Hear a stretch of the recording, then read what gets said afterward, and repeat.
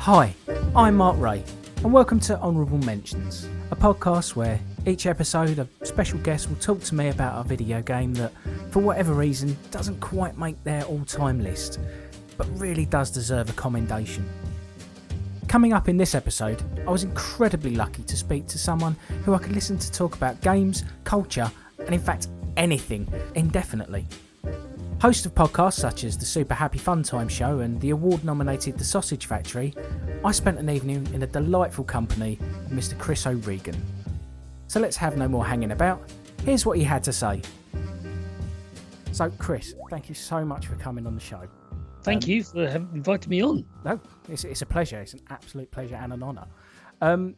What I want to do is, to start off the show, is to let people know about you and kind of the way you think about games and how you sort of perceive the landscape of video games and stuff. I would like to know from you, not in any particular order, what are the games that you think are the pinnacle of gaming? The games, okay, if you don't want to go for the games that are in your top 10, but just the games that would be up there for you, what would they be? Okay, Civilization. Right. Elite. First one, the very first one. Oh, on the Spectrum. Yeah, well, BBC. I actually played on the BBC.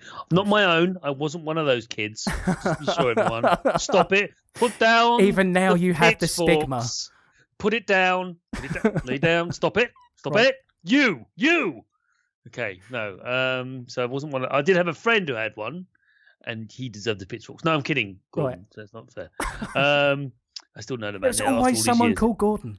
Yeah, wasn't it? And he wasn't a moron. No. So there's that. And Lords of Midnight was one of my favourite games of all time. Okay, explain Lords of Midnight to me quickly. Okay, Lords of Midnight is an open world tactical stroke adventure game. It's mixed two. You controlled multiple characters at the same time. And you had a time lapse. So what you had was you controlled initially 4 characters, but then you could recruit more, tens of more actually.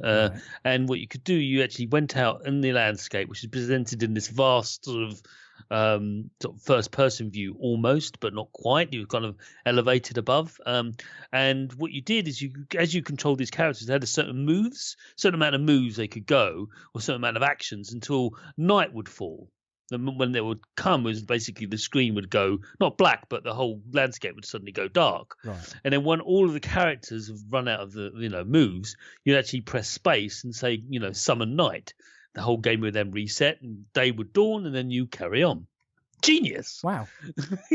And this is on. This game's about 35 years old. I was going to say, is this on some kind of like Spectrum or Commodore? Or it was on the Spectrum. It was on the ZX Spectrum initially, but it came out on the Amstrad and the Commodore 64 as well. You can now play this same game on the iOS and Android. It's an amazing game, timeless, absolutely timeless. People have written many things about it, and there's other games that were born from it, like Doomdark's Revenge, and then there was Midwinter, the Midwinter games. Right, so Midwinter 1 and 2, also excellent games. So they were groundbreaking in many regards, and to this day I don't know of many other games that have done something similar. Actually controlled. You do control many characters at the same time in Japanese RPGs, but it's not quite the same thing at all. This is kind of an asymmetric thing where you control the characters all at the same time, but they do different actions. It's a bit like, let's just say you had lots of different characters in Fallout, yeah? Right, yeah. And you play one character and they'll do one thing until night fell. And then when night fell, you had to stop. And then you had to go to another character and they do loads of things. And then night fell for them. It sounds almost impossible to manage, and sometimes it was. That's the main problem with Lords of Midnight, you start off with 4 characters, but you could end up with 35 or so. Wow. That's quite a lot to keep in your head as well. It is, and there's 2 ways to victory, and it's just there's 2 ways to end the game. Multiple endings. Wow. And this is like a game from 30 years ago. Yeah, exactly, on those tiny little cassettes. Yeah, but more recently, World of Warcraft Oh, I mean, obviously. I'm gonna put that up there. Many people may complain about it. I'm sorry, it's still an amazing game. Some of my best gaming experience with multiple players remains with that game, and it will still die with me. Still remember taking Nefarian down when there were 40-man raids. Trying to imagine 39 other players, 39 of us. That's the only thing with Warcraft that has always baffled me is how you got that vast amount of people together all in one place at one time. And I don't know how we did it either. Yeah. I think also encountered the first time the hatred between the Swedes and the Danish. Oh, okay. I did not know they did not like each other, Right, but nice. they don't. No, there's a hatred between them. And I seem to remember the raid leader was Danish, and the main tank was Swedish. Oh. And they would just hurl abuse at each other based on this fact. Hit the flipping thing. I'm paraphrasing. We are a team. Yeah. Please hit the stupid thing, you Swedish idiot. That kind of stuff. Oh, nice. And then then you're like, I'm not. And then they get retorted as, I'm not listening to a Viking. Shut up. And it was really funny. I'll never forget today taking down Nefarian. This is when Nefarian was nigh on impossible to take down, and it was a 40-man raid, and it was just a ridiculous. It was like the worst dance you could possibly think of, and that's what that game was. And then even more recently, I think Forza was an amazing driving game. Now, which Forza? 2. Yes, well done. My friend, my most fondest memories are from 2. No, fantastic. I'm a big driving game guy, and Forza 2. Yeah, I absolutely adore that. I'm terrible at it. I still can't drive very fast in the Forza games. I don't know how people do it. I will give you lessons, sir. I can't. I know intellectually what I need to do, like pull out of corners at the apex. I know what to do. Twitchy wise, yeah, I'm just not doing it. Your motor skills just will not let you. Yeah. It's just very frustrating. Forza 2, and then I think. Other games, I do miss the Ghost Recon games. I know they're bringing them up, but I wished some of the funniest times I had when I was playing with Hendrix. Early Graw days, yeah. Yeah, just the amount of times I would shoot him in the back, and he's like, "What are you doing? Light a fire? Say it first!" So, well, you keep on getting him away. Me? There's a little pyramid, there's a little like diamond over there. I need to shoot it. That's what happened. Every freaking time. Brilliant. He would always go ahead. We did his 2x2 formation, and I was always in the rear. He says, "Why are you going in the rear?" Because I can't shoot. Yeah. Battlefield 2 is a favourite as well. We eventually started playing a variant of that called Battle Punish, which I'm not particularly proud of. Battle Punish exploited a loophole. I'm assuming this is your own variation. This was not official. It wasn't a mod either. Right. Okay, and it doesn't exist anymore, everyone. So don't try it in 4, and don't try it in the new one. Don't do it. Not you with the pitchfork. No, put it down. Let it go. So I'm saying what we'd do. It would exploit this loophole in that if you got killed by a larger vehicle than you were in, the person who killed you was griefing you. If you had to be on the same side, of course. Right, yeah. So if a team killed you with a vehicle that's larger than the one you were in, then they were at fault. Now, sounds reasonable. You'd think. Yeah, very reasonable. Yes. I agree with you. Until you realised that you could do things to actually cause that to be flipped on its head, where you were the one causing the damage on the smaller vehicle. So what would happen, the best one was us leaping on. We had a Jeep with C4 strapped to its front, and we would ram into the side of large tanks. Superb. And then we would die, so would they, and then it would come up a little thing. Does such and such killed you with the thing? Do you want to punish him? Yes. And you say yes, punish. And you'd punish them. And then they get banned from the server, you see? Nice. This is the thing I did very briefly, and I'm not proud of it. Nice man. You're a nice man. Yeah, I'm a very nice man. Yes. Never again. And we actually called it Battle Punish. I think the best one we ever did is we leapt off the side of a cliff, landed on a helicopter, on a Jeep. Right. everything exploded. We all died. Yep. Superb. Punished. Do you know what? When I said, "Oh, would you come on the show and have a chat to me?" I never expected you to tell me your battle stories from a first-person shooter. No. That's superb. That has made this entire call worth it already.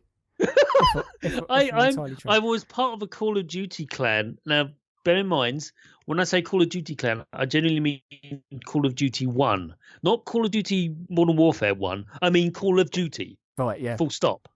That one. The original. That one. Yeah. We played HQ. Superb. Oh, we freaking loved that game. Oh, we adored that. We knew those maps.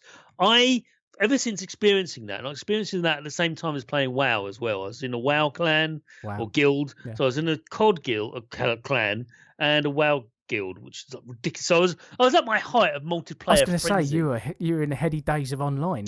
I was completely absorbed by online experience, and I was just, I actually. Ever since then, I've understood and empathized with COD players now and first-person shooter players now and Dota players. I really empathize with their understanding of knowing maps, knowing all the powers. No, it's amazing. I'm not part of it right now. I can't. I've got all the infrastructure at home, even better than ever before. Yeah, but I just can't. It's the investment of time, isn't it? Yeah, and also, there's also board games and energy. Well, yeah. True. True. But that's another topic. I'm not going to talk it now. But that's basically. I think that's what killed it for me. Fantastic. The discovery of cardboard and people's faces. Right. Gotcha. Yeah. And human interaction on a social level, on a much deeper level. Right. Gotcha. Like, okay. So not that I don't like doing it, but I just haven't. I've tried like on the the periphery, but. Haven't really. It's like, Overwatch. I knew what happened in Overwatch. Oh, it's superb. I love Overwatch because I know now that my son's arrived that he's 11 weeks old, and I know I'm not going to be able to sit and plow X amount of 20, 30, 40 hours into a shooter to kind of rank up. But with Overwatch, the return is so instant. Yeah. And you can get the classes straight away, and you can get something out of them so readily. That it's just an incredible game. It's just such a shame that because there's not the complete, I don't know, because you don't have the perks and stuff and all that kind of extra added depth, that people are kind of sleeping on it. But the people who are in it and know, that they absolutely adore it. And it's a big thing. It's a big deal. But it's like Rocket League. Love playing it, but I'm terrible. Yeah, same here. I see all these videos. They're like, how are you doing the juggling? How are you juggling that ball? But to be honest, and I'll give him a shout out now, and he's probably listening. Ali, who used to be on this podcast, is incredible. He's like one of the top players in the country. He's absolutely insane at that game, and you sit with him and you start playing, and then you just go, I can't do that. I can't. That's not right. And I just back out. I go, right, have a great night, mate. Anyway, enjoy your game, and I'll go and play something else. So, and then bringing it right up to date, I think very recent games for me, Nidhogg is one of my favourites. Hotline Miami. There's a couple of indies. Braid, of course, I still put there. I mean, it's not for everyone. I know it's not for everyone, but I still think it's glorious. And then we have Uncharted series, which is fantastic. And the latest Forza Horizon 3 is amazing. Is it? I haven't picked that up yet, but I'm very much interested. It's definitely better than the first one, the second one. The only thing that's putting me off is a bit, bros, really. Yeah, that's the thing. Is the first and second ones always put me off. That whole bro, kind of radical like festival life. Yeah, it's a bit. Yeah, it did great against my sensibilities, but bros. It's not. I mean, if you can do bro stuff, provided it's in irony, like Broforce, for example. Yes. Which is the best 4-player game, or one of the best 4-player games I've ever played on a couch.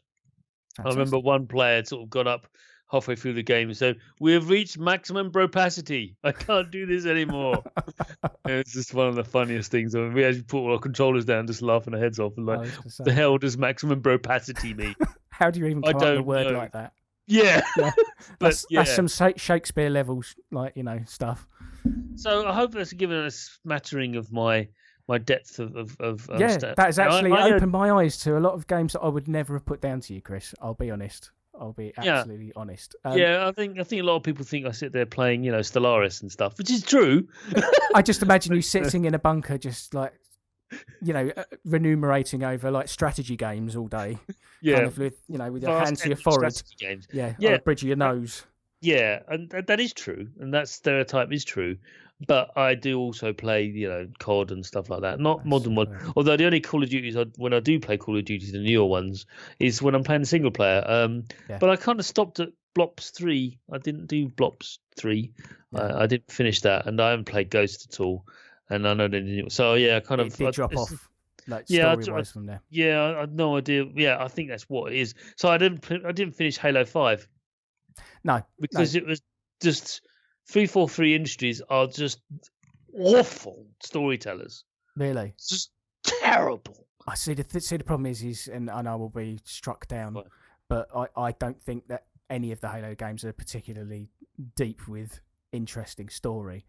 So to see that it's going even further the down. first one was good. The second one was just started to go up its own rectum. Right. And then the third one was really the nail in the coffin for that. Right. And then the fourth one, the less said about that, the better. I know, dear friends, Kane and Vince, love you to bits.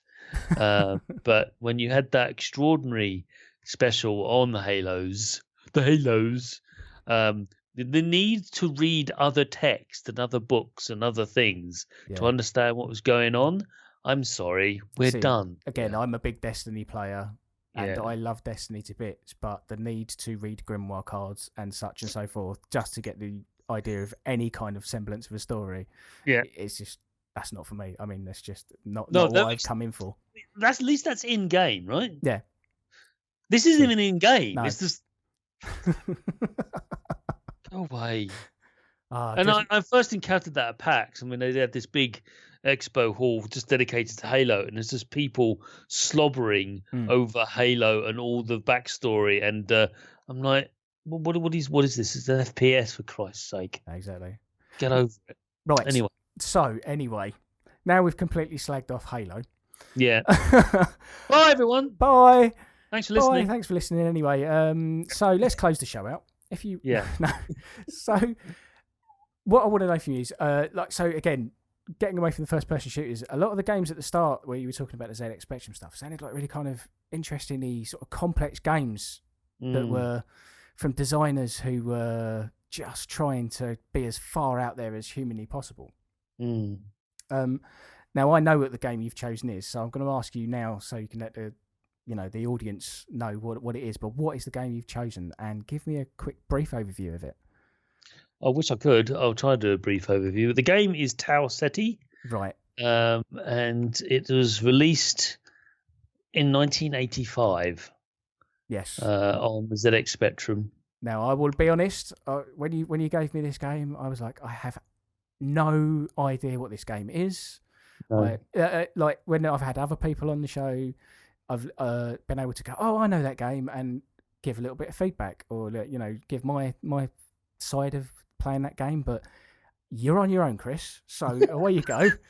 This game was actually re-released on more powerful platforms like the ST and the PC as well, believe it or not. So you probably can pick it up, download it from some abandonware site or something if those things still exist. And what is it? It is a role-playing strategy game. No, role-playing action-adventure game. See, now I knew you were going to have trouble with this. Yeah, so it's a role-playing action-adventure game. More not so much role-play. No, it's more action-adventure. Let's be truthful here, because your stats and your thing don't actually change. So what are you doing? You are a pilot of a lone space vehicle called a skimmer. And it's landed on a planet, Tau Ceti 3, the third planet orbiting the star Tau Ceti, which is relatively close to our own star, our own solar system. So Earth has colonized this planet. There's been a terrible disease that occurred on the planet. People died off, and all left to remain were the robot sentries and defense units. That's all that's left. There's no living sentient beings on the planet at all. Right. Okay. So what you're charged to do is, for some reason, the defense mechanism on the planet has gone haywire. No one knows why, but it's basically gone crazy. And any attempt to actually land on the planet is met with hostile reaction to the point of destruction, and lives have been lost. Nice. That sort of thing. So you're sent there as a lone ship, and you're dropped off in the middle of nowhere, and you have a map of all of where all the cities are on this planet, and you basically fly around in this sort of anti-grav craft that can elevate itself up and down, and it's a first-person view where you sort of like, it's a bit like Battlezone, and that you're flying around this landscape, but this landscape actually has space and meaning, and there's actually one point to the other, and rather than Battlezone, which is a artificial space, like you weren't really moving at all. Things were moving around you. Here we actually were moving from one spot to the other, and it's this an extraordinary game in that, for example, you'd have your ship and you'd have to repair it and put fuel onto it. You'd also have to make sure your shields are okay, and have to put rockets in it as well to defend yourself against all these robots. And what you do is the core. Now remember, this game is released 31 years ago. I was going to say, right? this is released on one of those tiny little like floppy disks or a cassette. Yeah, on a cassette. Yeah, I mean, it actually came in. That's the thing I want to talk about. Maybe we'll talk about it now. The box was a strange like pyramid shape. Really? Yeah, it's a silver. I work in marketing and artwork and stuff, and a weird shaped box gets me excited. I'm sorry. Yeah, it does. It was amazing. As a little silver box with a star sort of field on top, with Tau Ceti and this terrible sort of like the where hand illustrated from the 80s. No. The trail, the text trail from Star Wars. Yes. Where you see that. It's a bit like that. Oh, I've just pulled up a picture of it. It's Helvetica. Angled down into a perspective. It's awful. Okay, I got it's just there. Yeah, it wouldn't. Yeah, but doesn't matter because it still piqued my interest. It was still quite advanced for 1985. Yes. If you went back in 85, it was a bit bonkers. And this game came with a weird silver box, and you had to open it up in a weird way. The box deteriorated very rapidly. I threw it away years ago when I first, probably within the first week I've got it, because I was only 14 at the time. Oh, so it's gone. But the inner box is just a regular cassette tape. But I read the instructions over and over again, which is quite rare for me back then. But I knew this game demanded my attention and demanded. And myself and a friend of mine, who I still know to this day, played this game for a very long time because there was so much to it. So going back to what happens, what's the core of the game? What's the purpose? Yes. And this game had purpose. There was no score, but the idea was to actually just to finish the game. So what you had to do, you had to shut down the reactor. Okay. The reactor powering all the robots had to be shut down. Okay. So what you do is you go to various installations in each city and find rods, these rods that you use to actually insert into the reactor, and you get one half of the rod and another half of the rod. Right, okay. And then they have to match them because they had different patterns on them. Find the red half of the red key and the blue half of the blue key. Yeah, blue half, and they were scattered throughout the planet. Right. No idea where they were, and you'd have to go traveling all over the place looking for these freaking rods. So from what you're saying to me so far, this sounds like some kind of very, very, very early prototype for a Fallout, what we would think Fallout 3 was, or Fallout 4. Yes, there was. Yes, because there was something else that I haven't really mentioned. It had its own language. You'd actually had to, when you docked into a station, right, you had to log in to the station's computer and then interact with it by, you'd have to type in rods, and then it will come up with a picture of all the rods in this installation, and then you'd manipulate those. And to get weapons, you get missiles and that's just that's insane. Okay, so you've got your own sort of programming language inside of. Type in. You have to put the joystick down, because most of when you're flying, you're using a joystick. Yeah. You have to put it down Which is unheard of in back in the Spectrum days, yeah. Yeah, and then you had to type on a computer to actually interact with the rest of the world when you're in order to leave an installation, leave it somewhere, you'd have to type launch because that's what you wanted to do. Well, you have to give the launch command. Obviously, you're in a spaceship. And there was only one reactor in the whole planet. So I remember my friend and I went, okay, well, let's try and find some rods, but we need to find this reactor. And it was in this major central city called Centralis. Brilliantly named, yes. And it was heavily defended. So we thought, well, why don't we just pacify that? Right, why don't we just shut it down? S that D. Let's shut it down. Let's just make it easier for us to. And we one of the things it has in the book, it says try not to destroy any of the domestic or any of the residential buildings for insurance purposes. So you get sort of negative sort of like feedback if you actually destroyed it. If you just went for full collateral damage. Yeah, you don't do that, please. No. Not to flatten everything. We want to keep everything as it was. But you could do that. That again. Getting back to this is a ZX Spectrum game where you can deform buildings. Yeah, you could blow up buildings. Right. And there was native beings. They bounce around. And they would they were not harmful at all. They were harmless creatures. And sometimes you get confused because most of the time the day-night cycle was pretty brutal in Tau Ceti. It wasn't as much faster than it was on Earth. Again, day-night cycle? Yeah, there's a day-night cycle. Okay, great. No, the completely unheard of day-night cycle on Earth. Yeah, okay. Yeah. She's blowing my mind a little bit, to be honest with you. So, and then you'd fly across and you'd actually encounter robots. And they're vicious. I mean, they will take you out in a second. Right. And a lot of the buildings had defenses as well. And they would fire missiles at you and everything. They would want you dead. They would do everything to take you out. And one of the things that I did, I figured out that if I actually had the ship hovering about a foot above the ground, their radars wouldn't pick me up as much as they would if I was flying higher. Right. I'm not kidding. Wow. So you'd actually deliberately fly low so they would pick you up so quickly, and then you'd sneak up on them and take them out. There was also the cities were linked by these jump pods. So rather than similar to Fallout, you do fast travel. Right. Rather than having to do like one-to-one travel, you just go to these jump pods and you just basically go to whether you go to north, south, east, or west. You sit there and you hit J, and it will just suddenly jump, and you'll be on the other side of the planet, and you'll be in another city. That's insane. One of the ones, yeah. I'm just listening to everything you're saying, and I'm thinking, well, they've only just started. Well, in the last, I don't know, sort of 15, 20 years, they've started doing that on a major scale. Everything in this game seems to be a prototype for everything you've ever played. Yes. This is the thing. It actually existed in 85, 31 years ago. Right. Everything has been designed, written about. It's already been written. It's already been done. Just they didn't have the technology. They just, yes. That's the thing. That's so frustrating when I've had it. I've had terrible situations when I've gone to expos like PAX or EGX, and someone showed me the game. Like, we've got this great new mechanic. That's like thingy. Yeah. Sort of like, what? Oh, that's exactly like thing. What?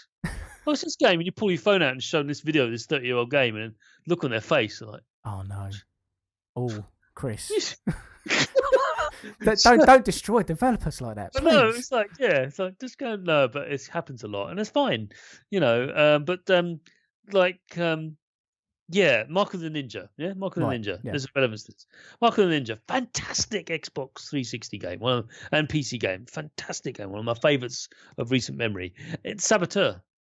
Yeah, Saboteur from 1985. Seriously, yeah. Sorry, love it. Sorry, can't get around it. No. Simpsons so already going did back it. to this one city, there were two things that were interesting about Tau Ceti. Right. I'd say two things. There's many things.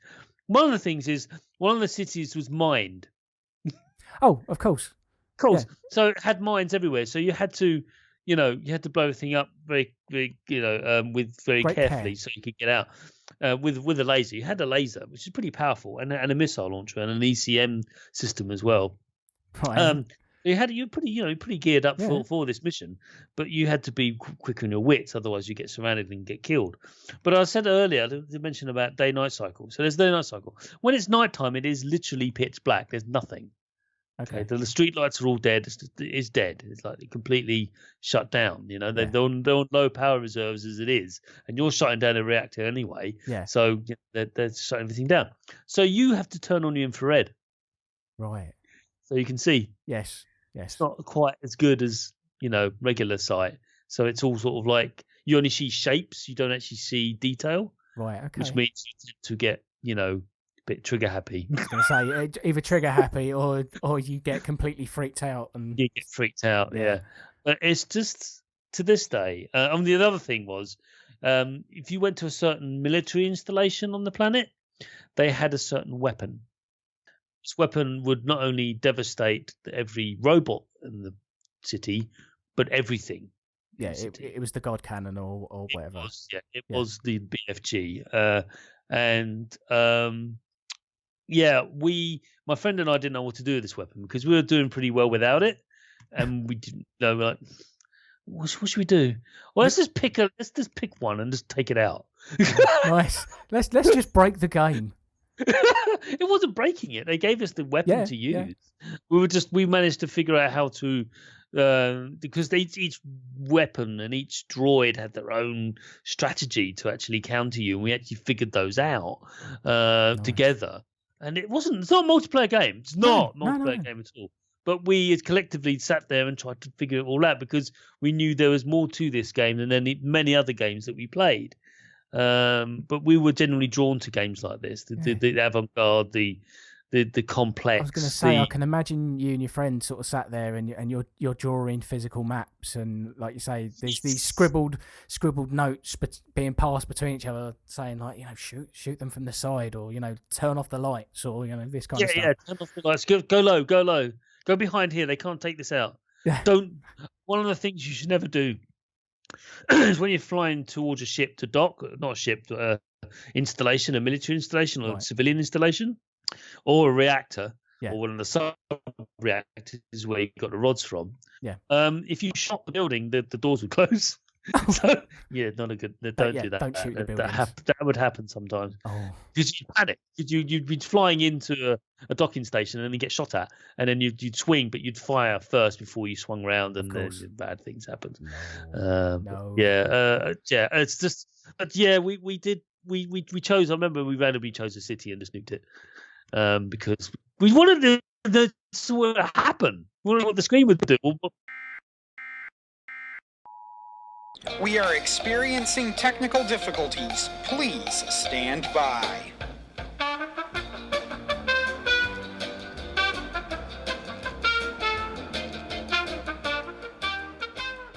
Yeah, everything you're telling me about this is it's for someone to pick this game up in, we say, 85? 1985. Right. So, that must just be utterly mind blowing.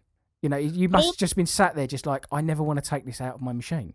The problem is, it's a good problem to have.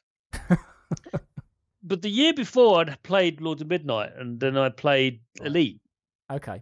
So, far as I'm concerned, that was a benchmark. That I was expecting this kind of thing. Right, okay. Surely, this is what games are like, right?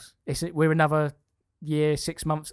Again, back in the 80s, the pace of development of ideas was so quick, I suppose. Yeah. That's so just, bonkers, absolutely bonkers. So this game was competing in that space, and I was perfectly cool with that. And I was playing the Wave Exploding Fist and stuff like that, but they didn't give me the same kind of sense of wonder. Yeah. That this game, and that's really why I'm talking about this game to you. Yes.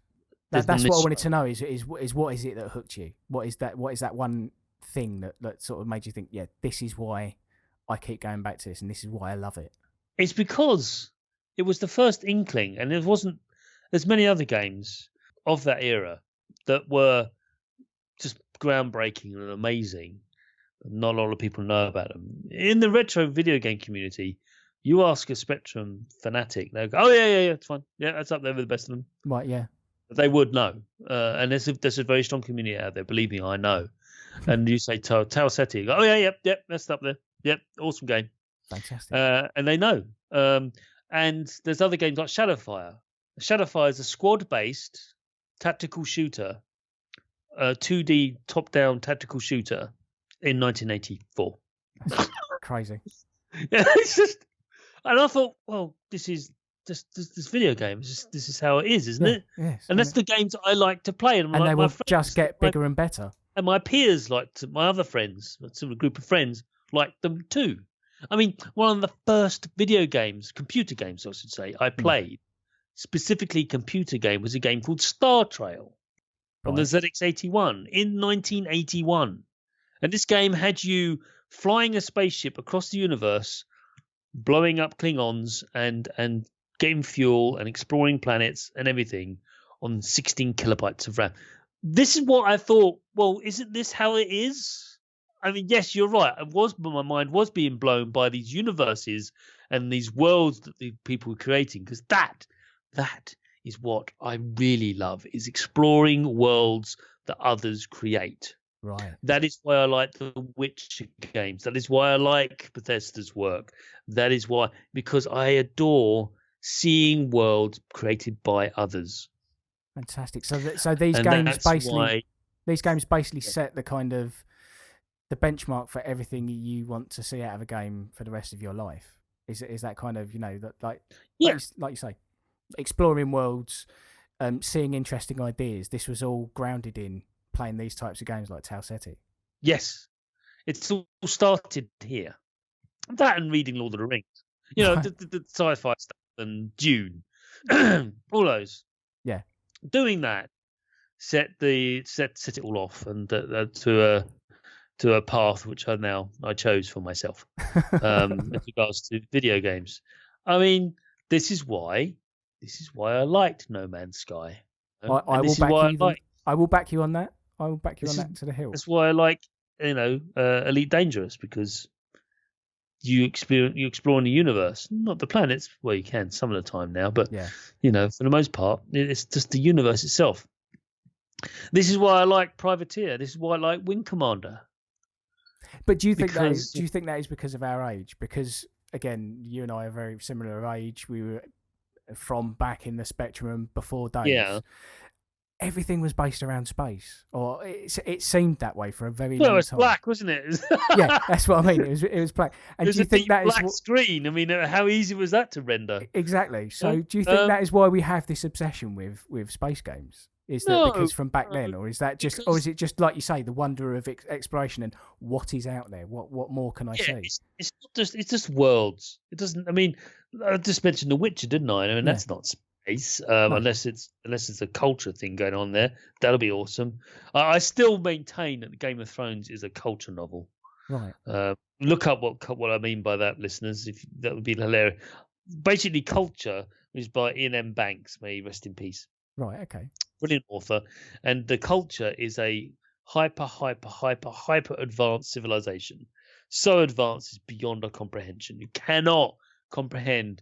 You cannot understand them, what they are.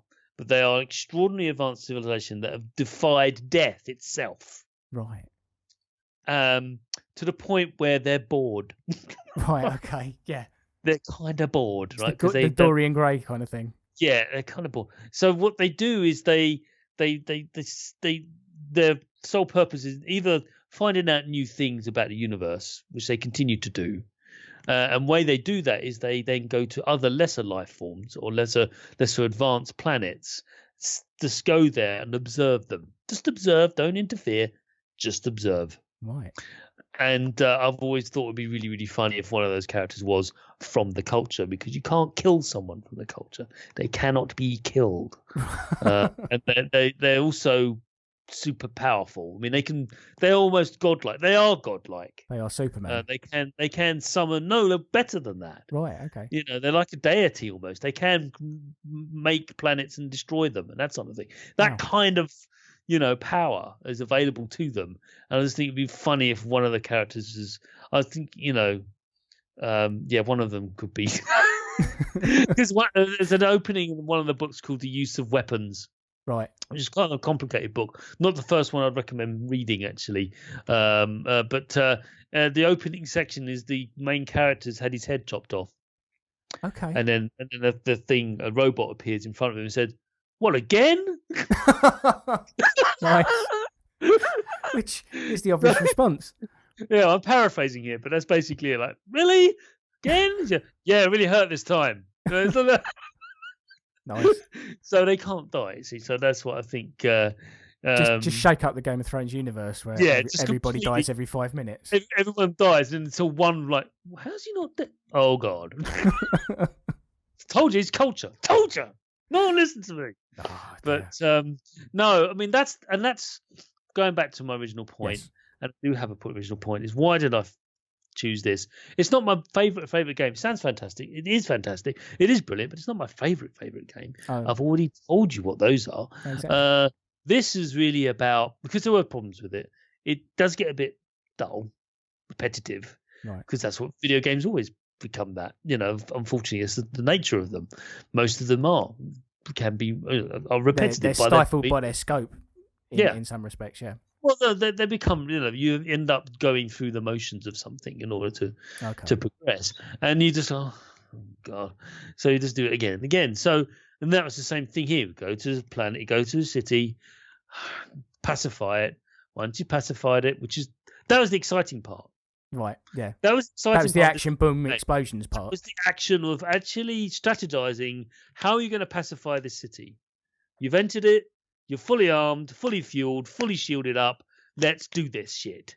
And you go in, and you've sometimes, usually you failed first. You just,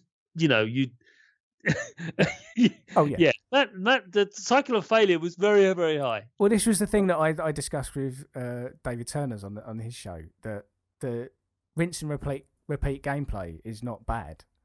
No, if it's done well, and it actually spurs you on. There was variety because each city had its own layout. Right. It wasn't randomly generated. It was, it was always the same. So replayability was limited. The only thing you could do was speed play it, which is something I never really did as a child. I know it's a recent thing now, but it's not something I like to do because I think it's kind of, you're missing the point, aren't you? But maybe I admire the people who do it, but it's not something I would like to do. But what I loved about it was just overcoming seemingly insurmountable odds. Because you had an entire city that was riddled with weaponry, even like towers, like some towers, some residential towers had a dirty great laser on top of them that would blow you to pieces, unless you were careful. To me, it sounds like a giant puzzle, but you have to find the pieces first. Yes, it was a giant puzzle, but the puzzle was intermittent with the fact that you could take out you had there was some destruction going on. Yeah. And that was and it was exciting and it was thrilling and you're always on the verge of death. Okay. You were never overpowered. You were never, check me out, I'm just going to do this. You could not be complacent. If you were, you would get slaughtered. Yeah. So it didn't hold your hand. It's not like a game from nowadays where it would, let you have a rechargeable shield or so on and so forth. This was, you're living on your wits, son. Like, yeah, there was a shield, but you had to replenish it when you went into installation. I mean, the amount of times I'll get overwhelmed, loads of ships around me, and I saw a civilian installation that I could dock into within range. I'll just bomb it. Just go. Run. Go. And my friend and I were going, go. And it run away. Run. It's run away now and come back another day. Exactly. The we best do that tactic. a lot. We just go, streaking in. And I remember at the time, there were some magazine articles on this game. Of course there were. Why wouldn't there be? Oh, yeah. And there was an artist impression of us, of a ship, of the skimmer, flying across the landscape, hurtling into one of these installations. And I went, yeah, that's what it looked like. That's what we would do. Fantastic. That's us running away. Yeah, that's me and Mark running away. There we go. Superb. Run! Don't look backwards. Yeah. But it's just that feeling of intensity. Like, it didn't really matter, for God's sake. It's just code. Get over yourself. And none of it really matters. Of course it doesn't. None of it matters. But that's not the point. You were in the moment. We forgot we were playing on this rubber key. Well, actually, it was a ZX Spectrum Plus, kids. So it had the you special fancy. key. I was, yeah. I had a Plus, not a rubber key. And but at the time, that's when in '85 when that came out. And but yeah, it was just that machine. And we forgot we were playing the game. That's the other reason I liked it. You forget. You get so drawn into the world.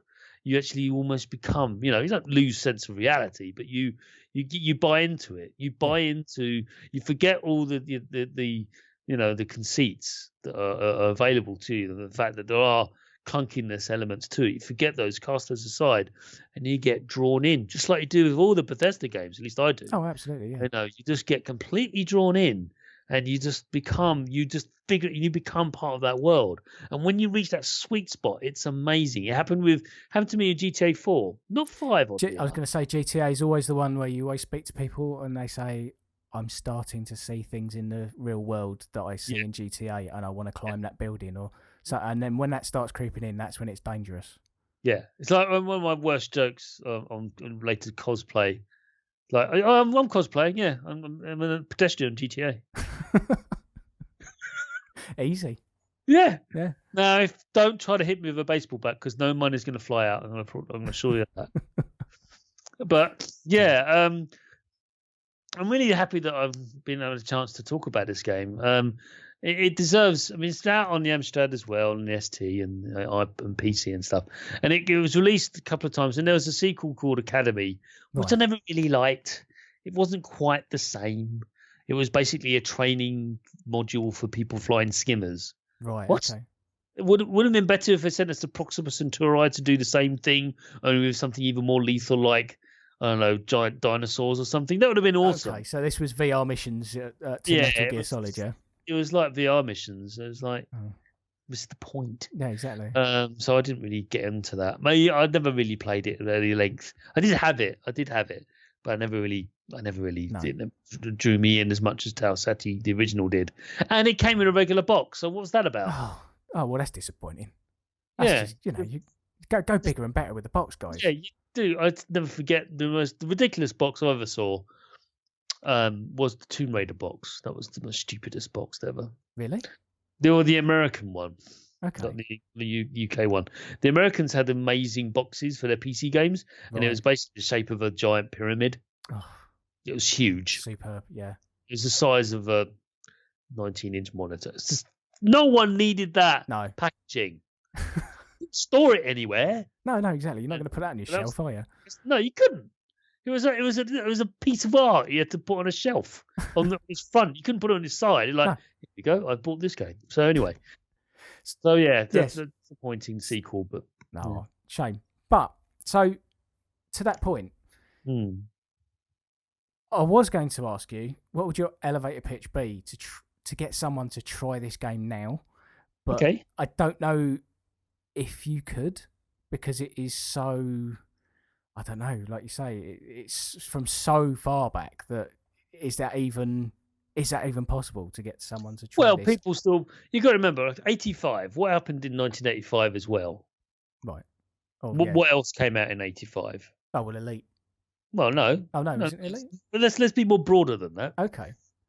It's Mario Brothers, isn't it? Super Mario came out. Okay. Let's on the NES. Yes. Let's be honest. That was that. We didn't have that then. That drew eyes. I mean, I was going to say, reiterating the point that when you came up with this game, I had never heard of it, and I was that was in my wheelhouse. ZX Spectrum games were, I was all about that, and if I hadn't heard it, then it didn't exist. So to hear this game, this either doesn't exist and you're making it up, but I believe you, Chris, that this actually exists. Oh no, it exists. You can go and download it now. It's fine. Like I say, could you sell someone on trying to go back and try this now? I could certainly try. Yeah, why not? Go for it. So this game is a action adventure game set in the future where you're flying a anti-grav vehicle across an alien planet that's been colonized, and there's no life on it except robots, and you have to take out all the robots and shut them down by turning the reactor down. And they do that by flying from one city to another in an open sandbox world where you can do what you want, where you want. You can do it in any order you like. Doesn't matter. Just get the job done. Superb. And that's it. That's what's you're there to do one job. Shut this city down. Shut this planet down, That's and it. you will do it. Fantastic. Oddly enough, I don't remember the ending, but I know we did it. I can't remember the ending now. See, I love that when games are so old that you can't remember, that you know you've completed it, but you can't remember. I'm like that with Monkey Island. I know I've completed it. I can't remember how. It probably was a really lame sort of congratulations, you have shut down a reactor, now have a cup of tea. A man waving a flag. Yeah. Yeah. No, not even that. Come No? on. Just text.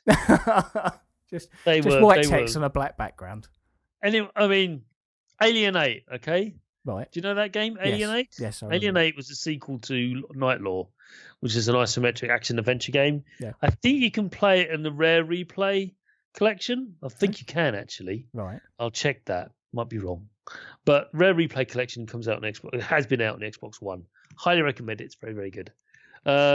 Some of the games aren't so great, but 90% of them are amazing. Yeah. Alienate, the end of that. And spoilers, 30 years. Shut up. All right. So normally that game was bitch hard. It's really difficult. Right. And as they all were, because it had weird tank controls.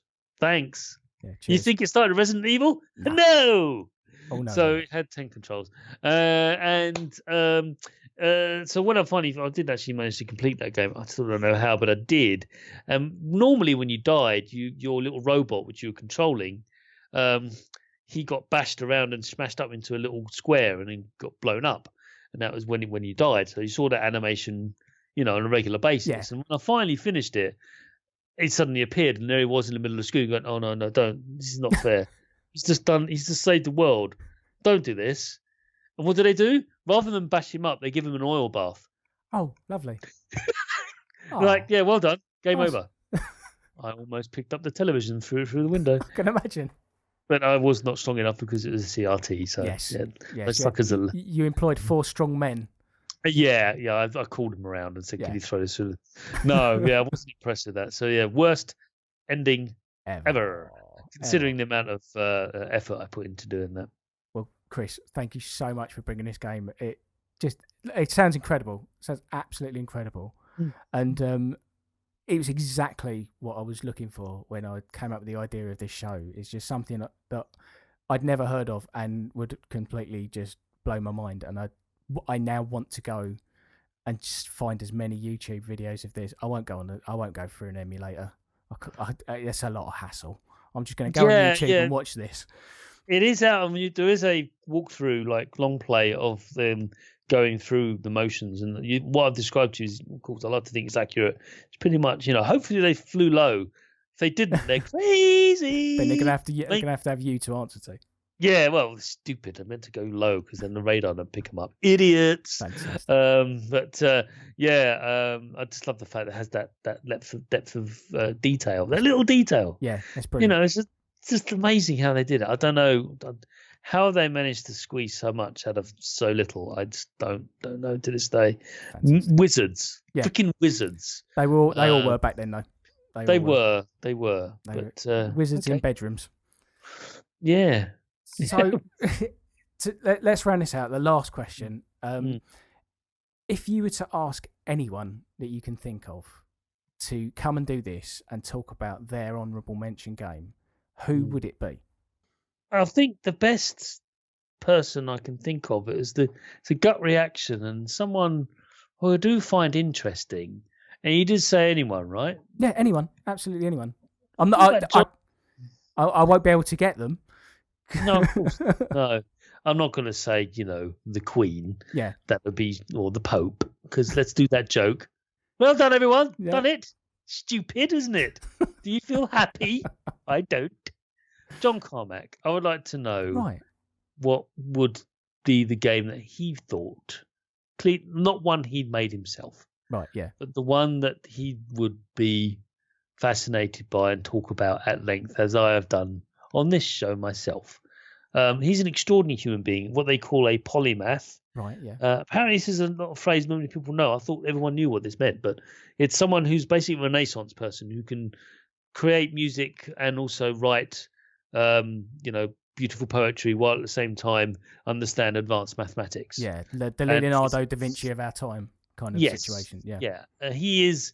I mean, yes, he has Asperger's and stuff like that, but then again, I suppose, But other than that, I'd say other than that, it's a very important thing to note. But he's still a brilliant computer scientist, one of the best in the world, if not the best, in certain fields. Yeah. Certain aspects of computer science. And I would like to know what was the thing that gets him interested. Yeah. So this. Yeah. So good luck with that. Yeah, cheers, mate. Thank you. Low bar. Yeah, I'll just low hanging fruit. That one. I'll be honest, Chris. Yeah, I've got him on my phone. And he turned me down. He did. I bet he did. Yeah. The problem was he's actually, look, between you and me, he's actually composing a sonnet at the moment.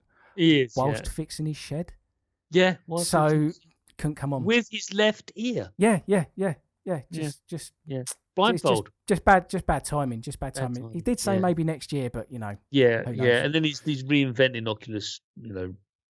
If there's these other things. So yeah. Well, we'll see what happens. Well, like the offer's there. I mean, he knows I'm here, so hopefully he knows you're there. Yeah, I'm sure it'll be accommodating. Well, Chris, thank you so much for coming on. It's been an absolute blast, mate. Is there anything you want to promote, pimp? Go crazy. I know you have the Sausage Factory, so please. Yes, I will pimp the things that I do in the realm of video game commentary, as I call it, not journalism. Although I think I do what I do is journalism. So the primary thing I do is I have a podcast called The Sausage Factory. This is a video game podcast where I talk to video game developers about them, their careers, their hopes, their dreams, their inspirations, and talk about them, get an understanding of who they are and where they come from and what they do, why they do. And then in the second half of the show that I record, it's no more about an hour.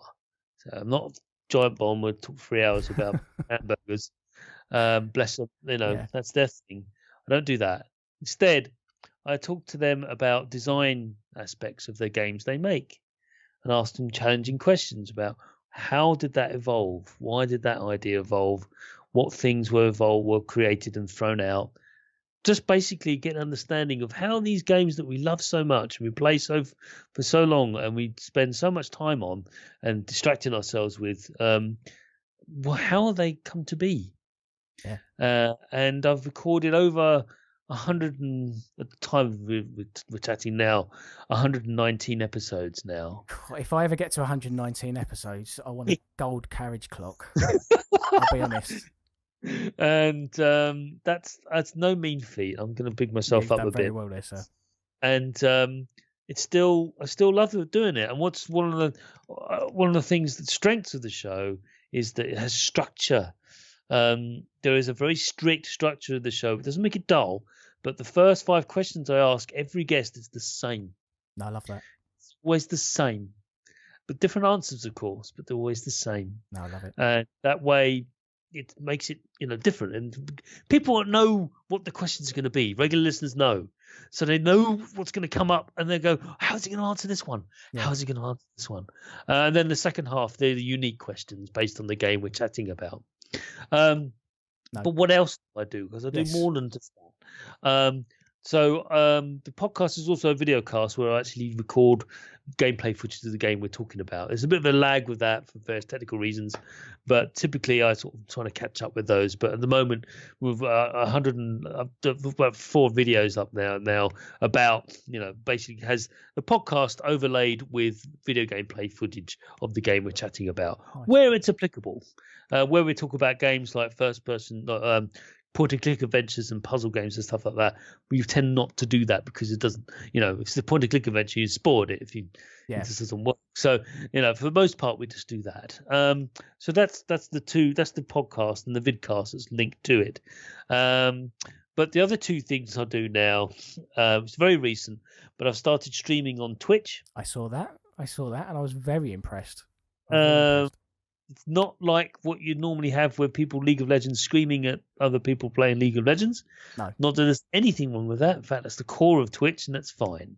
But it's not what I do because I don't play MOBAs very well, if at all. I have played them, I understand them, and I appreciate them for what they are. I have an entire video series of me playing MOBAs badly where I've been taught to play Dota, and I know what that's like. It's just, so frustrating because, it's very hard to comprehend. Anyway, but what I'm doing there's two shows. There's one show which is called, it's called Spong Vault, where I go into the vaults of Spong, which is who I write for and who I do my podcast for, spong.com, spong.com. And I didn't mention the name of the podcast, The Sausage Factory, by the way. That's what great promotion, Chris. Yay! Well done. That's called The Sausage Factory. Spongvault.com. If you go to twitch.tv/Spongvault, all one word, you'd find the channel. And it's broadcast at 8 p.m. British Standard Summertime or GMT, depending on what time of year it is. And I will record myself playing a video game from the past on any particular format that comes to mind, or I find in inverted commas in the vaults of Spong.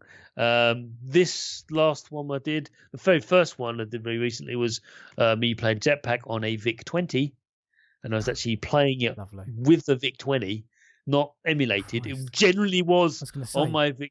I don't even know how you would plumb that into equipment. I was going to say, you and I need to have a chat after this about how you've done that. So I managed to do that, and then the next show we're going to do Halls of Things, which is not particularly well known Spectrum game, but it was quite popular when it came out. It's a bit like a roguelike, but not quite. It looks like one, it's not quite. And it's a fantastic game. I never played it as a kid or even ever, but I read lots of articles about it, and I thought, we need to talk about this. This game needs to be shown off. And basically, and that same video channel is also recorded as an episode, and we upload it onto YouTube. You can watch it at your leisure, so you don't have to watch it live. You can, but please do, if you're on Twitch, do subscribe, have a watch, sit and watch me play games very badly from the past. And then finally, there's another still Spong Vault, but rather than looking to the past, we look at the present and the near future. This is where we talk about games that are in early access or games that just come out, and we call them basically it's to be filed. Oh, so these are games. Nice. I like that as a name. That's great. Yeah. So it's basically games that just popped into the inbox, and we haven't assigned this a place in the vaults yet, but let's see what we've got. And that's also going to be happening. We think probably every Friday evening we're probably doing that as a stream. We might do a little test run, but so that's what's going. And again, that's going up on the video. So it's lots of exciting stuff. I say busy man. Yeah, but the amount of effort required to do these streamings isn't as daunting as you'd think. Even the retro stuff. Because I've been capturing video and stuff from retro machines for years, but to stream it is a simple case of using the right software. Right. So it's just, but anyway, it's fascinating to get the stuff on video because a lot of people consume their video game commentary, not writing and not so much even audio anymore, but on video. Video, yeah. And I thought, I have to do something. And I decided to do this. And what I'm doing is, I think, looking at all the research I've done, no one else is doing this. No. Not in the same way, because they can't, because they're not me. That's the one thing is that, you do come with a cachet behind you of knowledge, which, is vital on that kind of thing. Indeed. And I do have the video cam, webcam pointing at me because I think that's very important. I know a lot of streamers don't like doing that, but I have no problems at all. Got nothing to hide. I'm just an ugly mug. But the amount of expression you can give, and so much. I've been having so much fun with that. Like pointing at the camera, going, "Look, I know I'm rubbish." And what's really funny is I played the VIC-20 version of Jetpack with the world's worst joystick. It was a superior joystick. It was a VIC-20 joystick. Nice. Awful. Is it one of those sort of big, long, tall? Imagine. No, if only. Imagine, the Atari 2600 joystick. Yes. And how awful that is. Yes. It is. Yeah. Shut up, you. It's too tight. Bad. Yeah. Bad. Yeah. It's like that, only slightly smaller base. Oh, so lovely. It's harder to... Oh, yeah. So you've got absolutely no grip on it whatsoever. No, hardly any grip at all. But you're sort of clenching it a little bit too hard, and then you're trying to move it, and it moves around too much on your hand. Brilliant.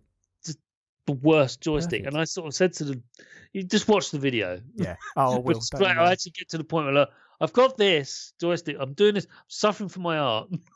And then Is this a performance piece? It is. I'm really enjoying it because this performance art. Am I going to see you in a tape? I don't know. Maybe point. Just Chris on a chair with a VIC-20 joystick. In agony, just screaming. I do have much better joysticks that I could have used, and I actually have that in the video. I actually pull out because I've got a crate full of joysticks near me, and I pull out. Oh, you should be using this. Everyone knows I should be using this, but I'm not because I'm an idiot. Do you have a crate full of joysticks just sat next to your sofa? I imagine that's the kind of thing you just have at hand at all times. Well, I do. All my controllers for the current gen machines that are on my main television, my living room. Yes, I do have not a crate, but like a wooden trough thing. So I love the word trough. Yeah, and it's quite nice actually. It's got carvings on it and stuff. And you just basically, they're just resting in there. So whatever platform I want to use at any time, I sort of put my hand in there and pull out the relevant controller. Because I don't got any wires on them, have they? They're all wireless. So it's a glorious thing. Oh, that's brilliant. I mean, even the Wii U controllers are in there. I don't know why. Not the gamepad. That would be stupid. I was going to say, that would be scratched. That would be scratched to hell. No, that's elsewhere. But I'm talking about the nunchuck and stuff. Nunchuck and stuff. Yeah. Brilliant. But I'm really and the next show after that, I'll give you a clue, but I won't reveal exactly what the show we're going to be covering. But it's basically. The clues are, and I'm going to give you the clues on the next episode, which will be basically a cardboard box and a playing card. Right.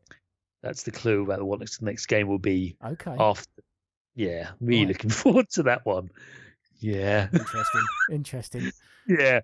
Oh, I've got another clue is it's not that old. Not as old as the other games I've been playing. Oh, okay.